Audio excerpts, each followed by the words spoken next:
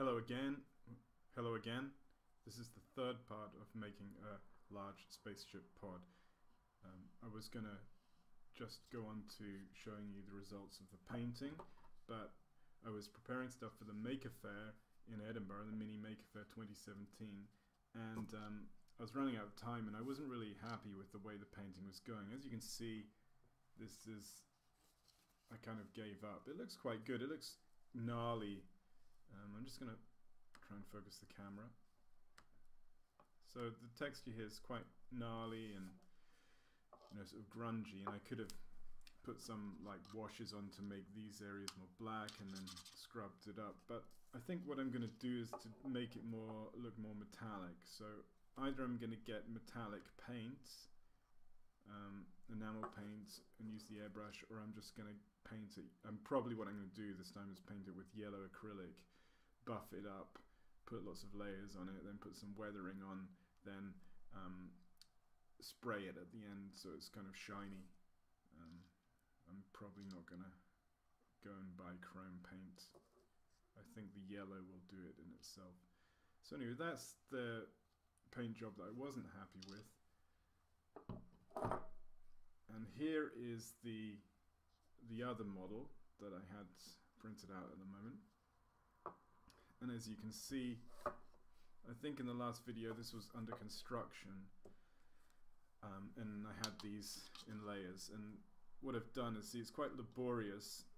I used XDC 3D, and then these lines where there were gaps and anomalies in the 3D print, then I put milliput on and then scrubbed it, and you can see the primer on it as well, and I've kind of scrubbed the primer off. I'm just trying to get the smoothest surface as possible. Now on the cheap 3D printer, just a layer printer, and also for time, I didn't want to spend hours and hours printing this, so I put it on a low setting, and the idea is to sand it.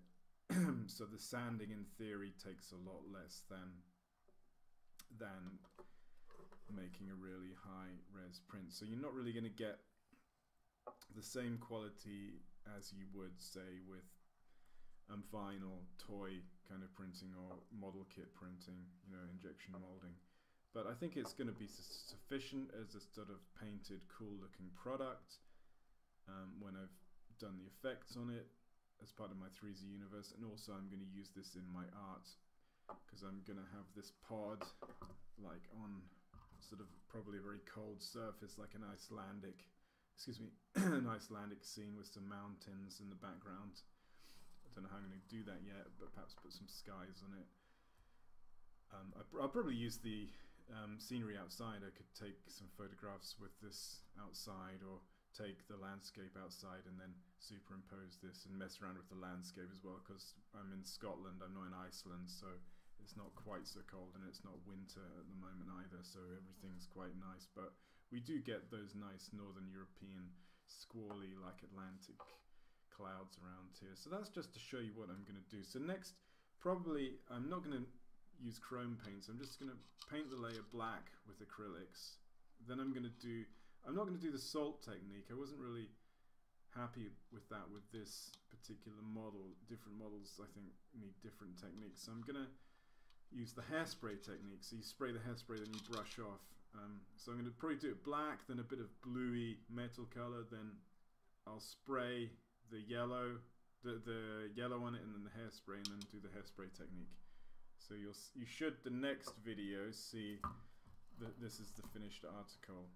So this is the 3Z axis pod. Yeah. In the future, perhaps I'll make, well, probably for the image I'm making, I'll make a diorama. So it'll be on this Icelandic ground with the really cold winter. There'll be people. The people are about this size, so they fit into this ball. And there'll be like a gantry or something, so people can go get access into this pod in order for the pod to take off, so it can go into the the floating 3Z city, that big ball one that's on my website. So that's cool. So if you've got any questions or comments, please get in touch. As I say, I'm going to set, when these are finished, I'm going to be selling these. I'm also going to be selling them as just the unpainted version as well. Okay. If you like this, please subscribe to my YouTube channel. Please share my work. Comments, queries, questions, ideas are always welcome from me. I try to get back as soon as possible. Share this on Twitter, etc., etc. You can also donate to me on my Patreon account. I'll put the links down here, and you can also buy my art products from my online shop if you like that. And as I said, the 3Z universe, I'm trying to get forging it ahead. It's quite hard at times, but I'm trying to get it forged ahead. So your support with Patreon will help me. And by the end of the year, I plan to get trading cards and a book, and also, fingers crossed, a 4-minute short film that we can take and take it further and expand the universe, and then get backers to really make this thing fly, as it were. Okay, so thanks very much, and thanks for watching this, and I'll speak to you soon. Bye for now.